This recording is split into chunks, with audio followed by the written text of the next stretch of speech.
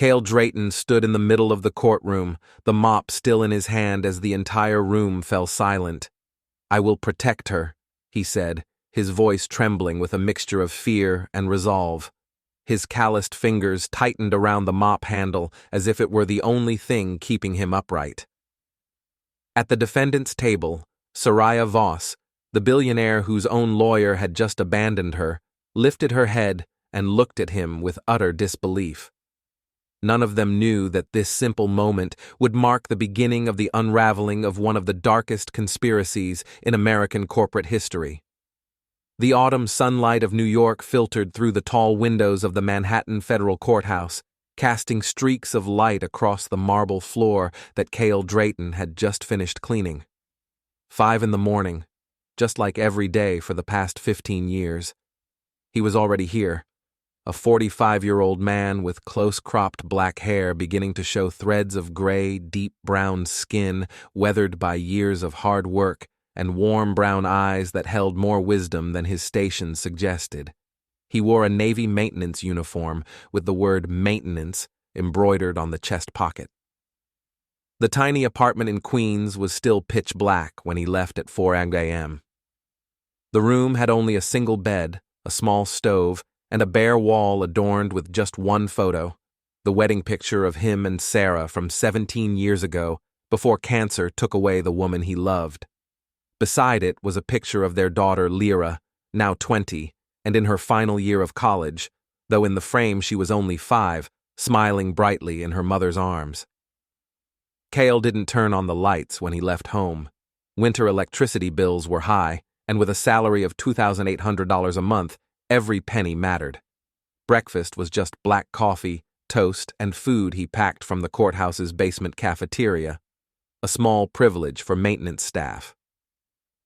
That morning, as he pushed his cleaning cart down the third-floor hallway, Kael paused in front of courtroom 302, what he considered the place of the biggest cases. Today, one of the most significant legal battles in New York history was set to begin, the lawsuit against Seraya Voss, the tech billionaire worth $14 billion. He didn't hear about the case from the news. He didn't own a TV. But from the nights he spent cleaning that very courtroom, he had seen the polished lawyers, heard the things they said when they believed no one was listening. The janitor was just furniture, invisible, not worth noticing.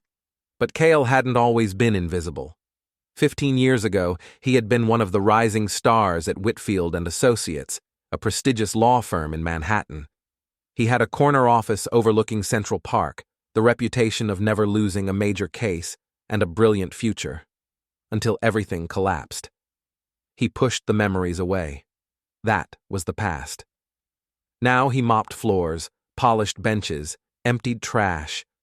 An honest job that paid the rent and allowed him to occasionally send money to Lyra, even though she always refused to take it.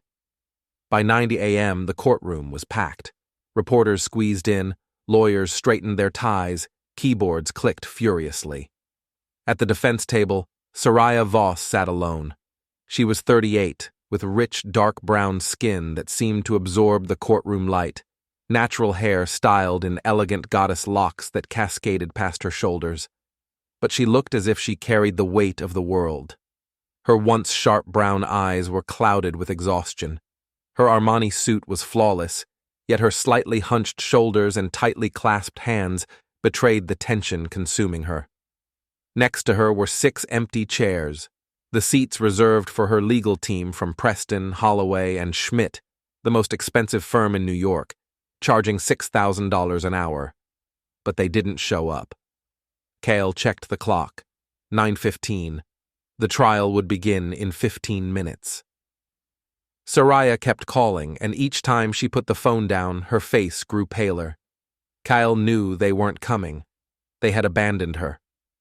"All rise," the court officer announced.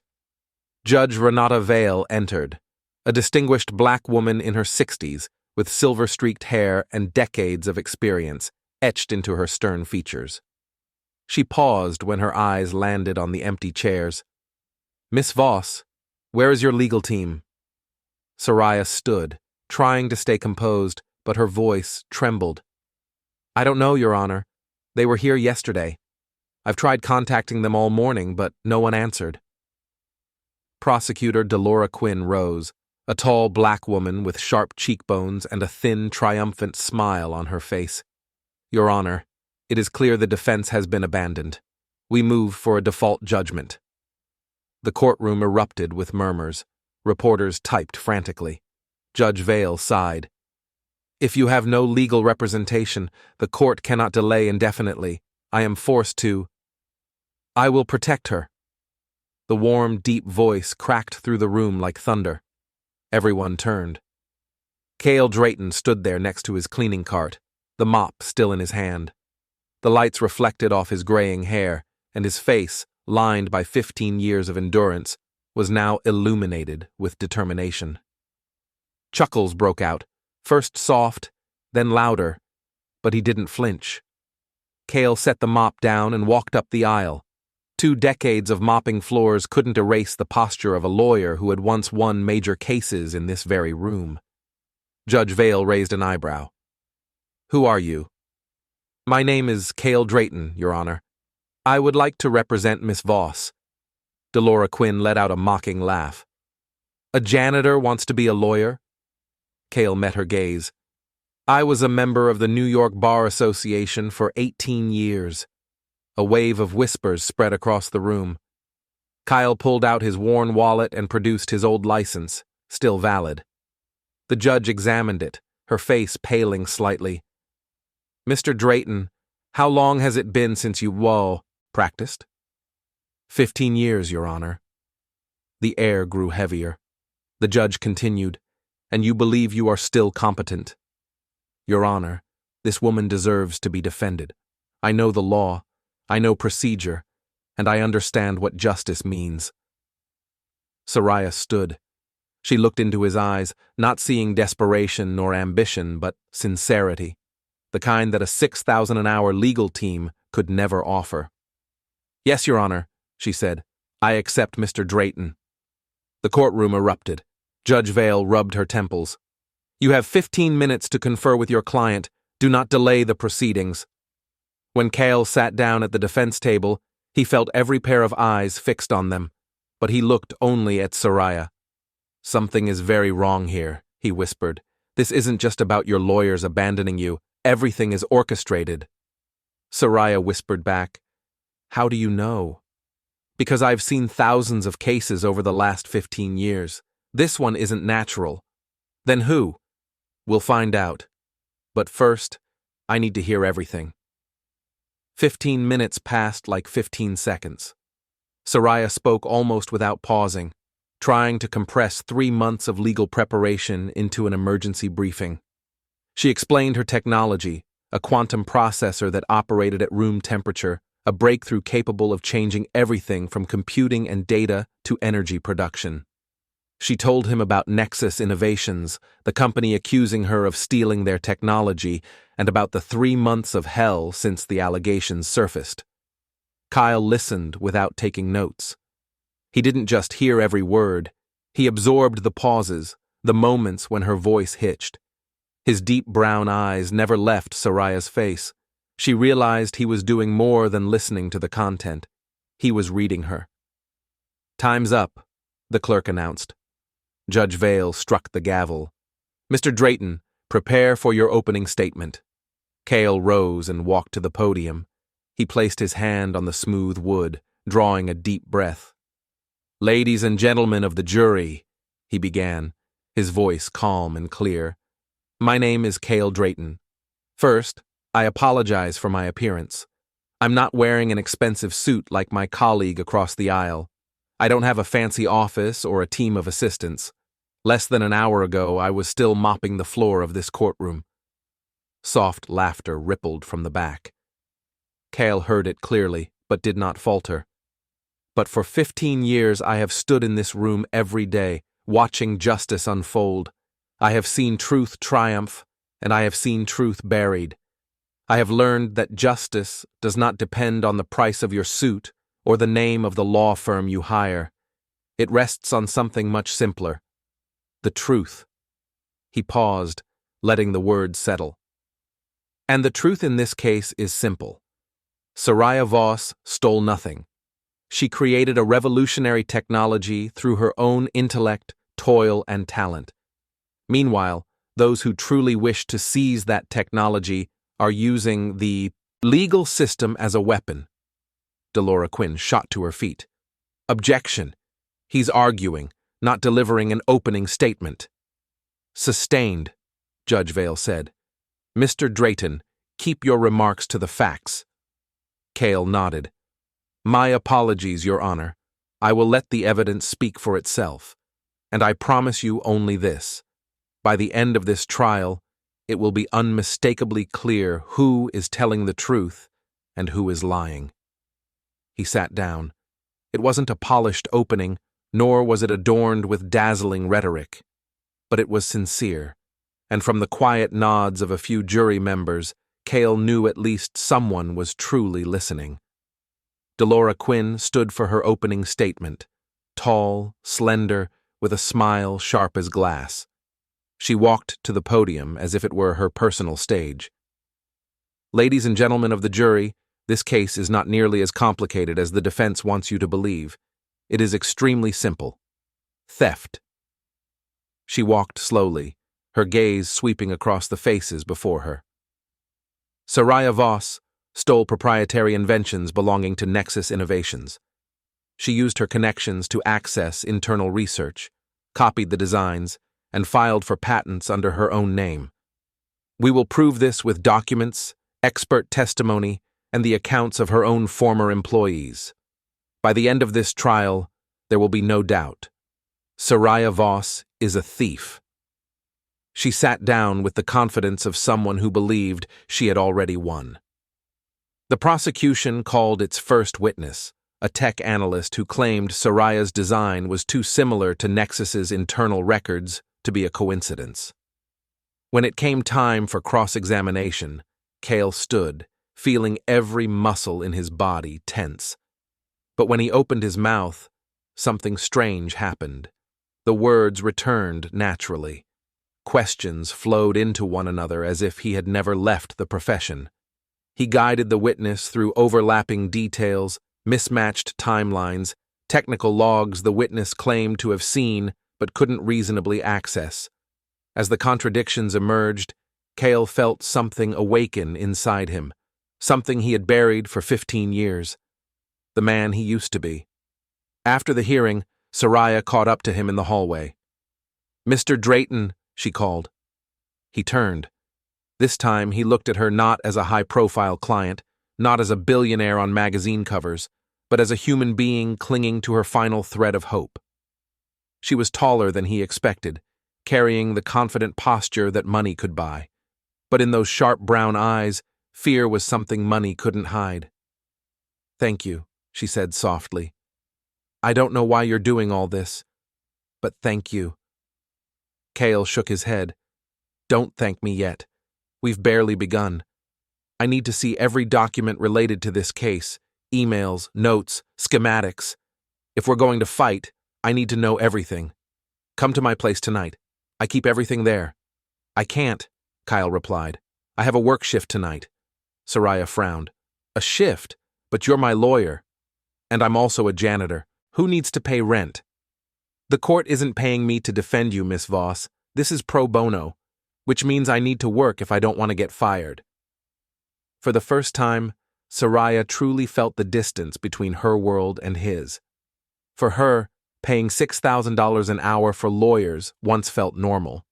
For this man, skipping a single shift could mean not having enough to pay rent. I'll pay you, she said immediately. No. If this were about money, I wouldn't be here today. I'm doing it because it is the right thing to do.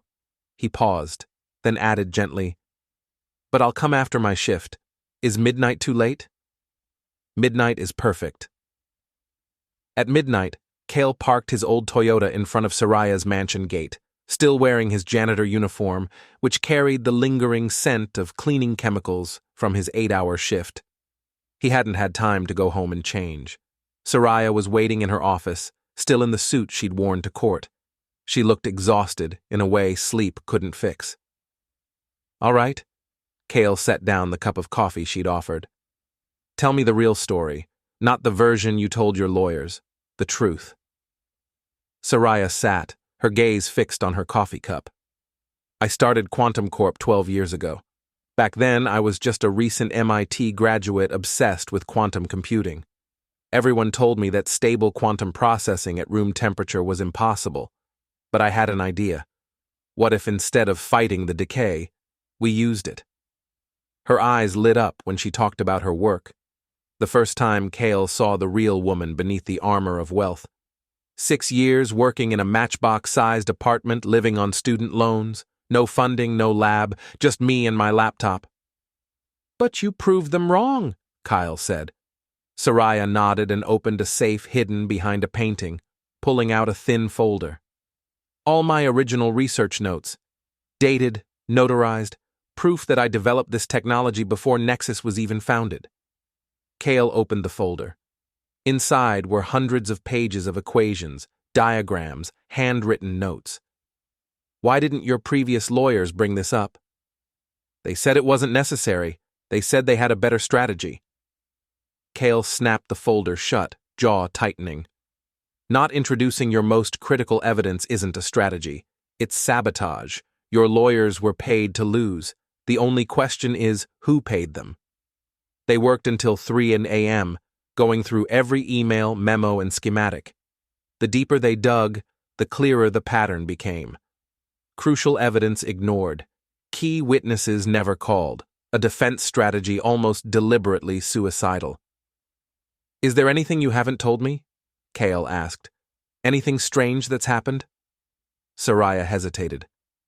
There is one thing. Tessa Moraine, my assistant, she copied files onto a USB drive. Kael narrowed his eyes. And you didn't question her? I trusted her. Tessa has been with me for 5 years. In cases like this, Kael said slowly, nothing is accidental. Tomorrow, no matter what I say or ask in court, you must not react. No surprise, no correcting me. Everything is already part of the plan. Why? Because we're being watched. Somewhere, somehow, and every plan we make, assume the enemy already knows. A chill ran down Seraya's spine. You've been through this, haven't you? Kael was silent for so long, she thought he wouldn't answer. Then, softly, 15 years ago, I took a case against Atlantic Energy Corporation. An engineer was whistleblowing about concealed safety violations. 3 workers died. I had enough evidence. But before the trial, the evidence vanished from my office. They said I fabricated it. I was suspended, then disbarred. It took me 4 years to prove my innocence. They destroyed you, Seraya whispered. They tried, but they didn't take the one thing that mattered, my knowledge of the law. The next morning, Kael walked into the courthouse wearing a suit he'd bought from a thrift shop the night before. It wasn't new, but it was clean and presentable. $20 he could barely afford. The prosecution called Dr. Leonard Bryce, a black man in his 50s with wire-rimmed glasses and the polished air of an academic. For nearly 20 minutes, Delora Quinn let him construct a narrative in which he had developed the core algorithms and Seraya had stolen the credit. When his turn came, Kael rose slowly. Dr. Bryce, you testified that you developed Quantum Core's algorithms from January through March of 2021, correct? That's correct. Then please help me clarify something. Kael lifted a document. This is your employment record with Quantum Corp. Would you read your start date for the court? Bryce glanced down, his face drained of color. April 21st, 2021. So you could not have developed algorithms between January and March because you weren't employed yet. A ripple of shock spread across the courtroom. Kael held up a second document. Here are the server logs from Quantum Core. They show the core algorithms were completed on March 15th, 2021, more than a month before you were hired. Would you like to explain? Bryce's hands began to shake. Dr. Bryce, one final question. Did you receive a payment of $300,000 from Nexus Innovations 2 weeks before testifying here today? Bryce froze. I was compensated for my time and expertise. $300,000 for false testimony sounds more like a bribe than compensation. The room erupted. Kael turned to the judge. Your Honor, I move to enter evidence of this transaction and request that the witness be charged with perjury. For the first time since the trial began, Kael saw fear in the eyes of Delora Quinn. After the hearing, Kael and Seraya stepped out into a forest of cameras and microphones. Only when the taxi door shut did Seraya finally breathe. How did you know about the payment? I didn't know for sure, Kael said, but in cases like this, money always leaves a trail. I guessed, and the look in his eyes confirmed it. His phone buzzed, a message from his daughter Lyra. Dad, I found something big. Call me. An hour later, they sat in a small cafe in Queens. Seraya Drayton walked in, a 20-year-old black woman with long braided hair and eyes like her father's. She carried an expensive laptop and the confident walk of someone who knew her worth. At first, I wasn't sure what Dad wanted me to look for, Lyra said, opening her laptop. Nexus Innovations looks spotless on the surface.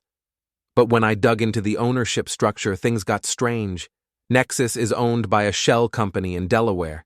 That company is owned by another in the Cayman Islands. And that company, she paused, is owned by Atlantic Energy Corporation. Kael froze. Atlantic Energy. They're the company that destroyed my career 15 years ago. It's not just computing, Lyra continued. Your technology could revolutionize energy storage. It could make fossil fuels obsolete within 20 years. And Atlantic Energy makes $28 billion a year from coal, oil, and gas. That's why they didn't try to buy you out, Kael said slowly. They needed to erase you, erase your technology, erase your credibility. There's more, Lyra said. Atlantic Energy has ties to 4 major energy conglomerates, 2 defense contractors, and 3 sitting members of the Energy and Commerce Committee. They've built a network, and they activated it when your technology came into view. Lyra's phone buzzed. She glanced at it, and her face drained. My old boss says I don't need to come back to the office. My belongings will be mailed. They fired me. Kael placed a hand on his daughter's shoulder. I'm sorry, Lyra. I never wanted to pull you into this. Lyra looked up, her eyes steady. You didn't pull me into anything. I chose this. And now that I'm in, I'm helping you fight. In the days that followed, the threats became clear. Kael's apartment was broken into, nothing stolen, but everything torn apart. Lyra's laptop was hacked. One night, a black SUV ran a red light and sped toward Seraya's car. Her driver swerved in time, crashing into a lamppost to avoid a head-on collision. The message was carved in stone. She was a target. During an emergency meeting at Seraya's mansion, she said firmly, You need to move here, Kael. Lyra, too, where I have real security. Reluctantly, Kael agreed. That afternoon, they moved into the guest house on Seraya's estate. While Lyra explored the rooms, Kael remained in the living room, staring out at the meticulously trimmed garden. The high ceilings, designer furniture, expensive paintings, all of it made him feel out of place. Seraya entered and stopped beside him. You're uncomfortable. I've lived 15 years in a small apartment. This isn't my world. Maybe it should be. You have talent, strength. You could have been in a place like this if they hadn't taken everything from you. Kael turned toward her. For the first time since they met, he truly looked at Seraya, not as a client, but as a woman fighting for justice alongside him. I don't need any of this, he replied. I never did. I want justice. I want to help people who have no voice. By fighting those who believe money and power place them above the law, Seraya said. They stood silently, the afternoon sunlight filtering through the glass wall. The distance between their worlds was still there, but in that moment, it didn't feel as impossible as before. The next breakthrough came from an unexpected place. At 2 a.m., Tessa Moraine, Seraya's longtime COO, appeared at the gate, a black woman in her 40s, face pale, clothes disheveled. They met her in a small room separate from the main house. "I'm sorry," Tessa blurted out, "for everything, for copying the files, for passing information to them." "Who is them?" Kael asked. "Corvin Haldor, the CEO of Nexus Innovations. He came to me 6 months ago. He knew about a mistake I made 10 years ago. Embezzlement. He had documents, everything. He told me if I didn't help him, he'd turn me in." "So you chose to help him," Seraya said flatly. "I copied data. I told him your strategies. I even planted false information to make it look like you accessed Nexus research." Tessa's voice broke. "But today, I overheard Haldor on the phone. He was talking about a permanent solution if the legal route failed. They were talking about killing you, Seraya." She pulled out a phone, not her own. "This is Haldor's phone. I took it from his office. It has everything: messages, emails, call recordings, the whole conspiracy." Lyra immediately began copying the data. "You know they'll come looking for you," Kael said. Tessa nodded. "I have a sister in Canada. Go now. Don't go home. Don't pack." 20 minutes later, all the data had been safely backed up. Tessa left in a taxi, never looking back. They didn't have to wait long for retaliation. The next morning, as they were reviewing the evidence, the estate's security alarms screamed. "Breach at the main gate," the security director reported. "Multiple individuals armed." On the security screens, 6 men in tactical uniforms moved through the estate with military precision. "They're not police," Kael said. "Mercenaries." Rourke Sable, head of security, a powerfully built black man and former NYPD, made a decision immediately. "Safe room, move now." He led them to the basement, unlocking a steel door hidden behind a wine cabinet.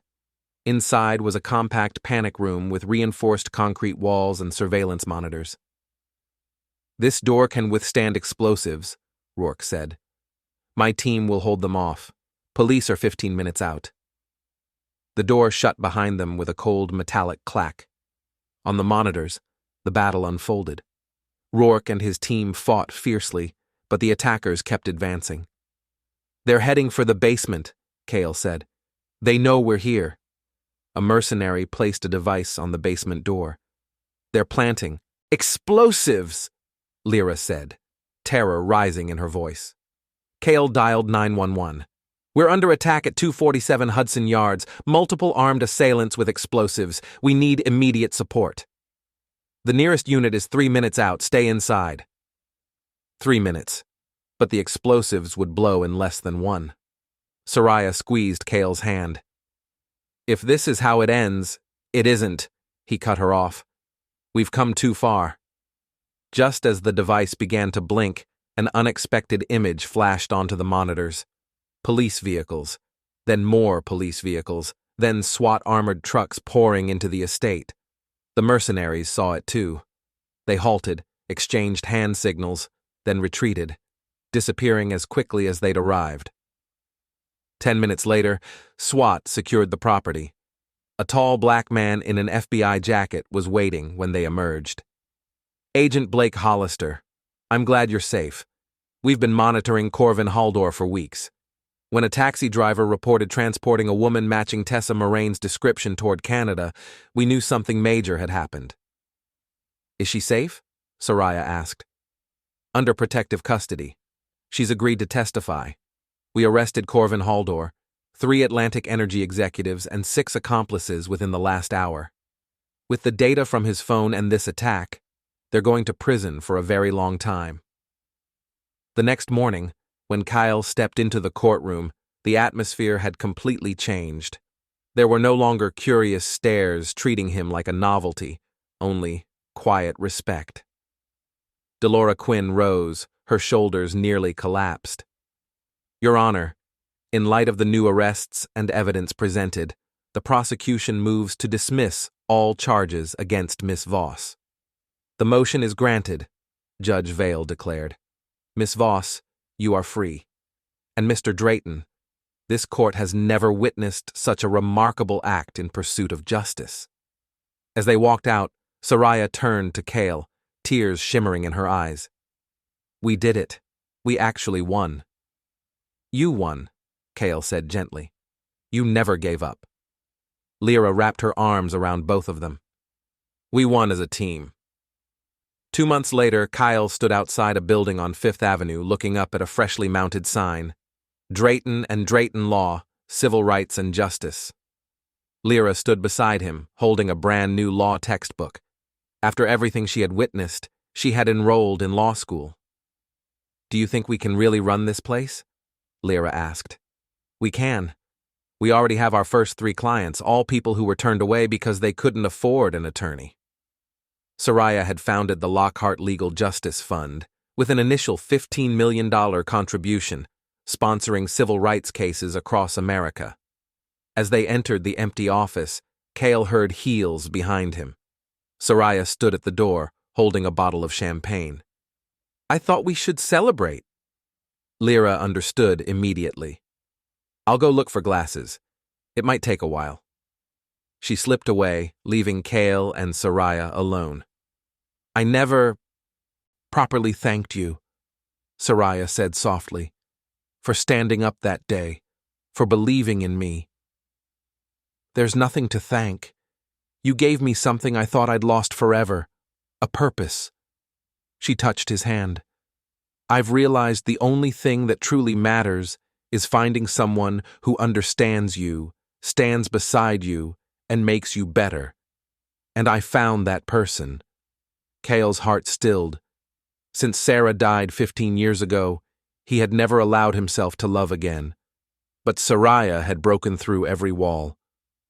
"I live a completely different life," he said softly. "I have nothing."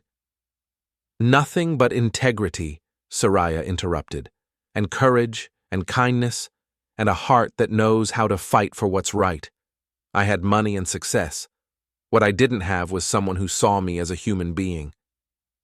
He looked down at their hands, one soft, one calloused, different, yet fitting together. "Sarah was the love of my youth," he said. "I thought that part of my life was over." "But," Seraya asked, her voice nearly a breath, "but maybe we are given more than one chance, if we're brave enough to take it." They stood there in a silence so gentle it felt like the world had paused. Then Kael leaned in, slow, careful, tender. The kiss was a promise from 2 people who had been broken, who had lost so much, yet still found the courage to hope again. Lyra's voice suddenly echoed from the back room. "I can't find any glasses." Kael and Seraya burst into laughter. "Come on," Seraya said, taking Kael's hand. "Let's show your daughter her new office." Before stepping out, Kael paused at the door, looking once more at the sign, "Drayton and Drayton Law, a new beginning, a second chance, no, a second life."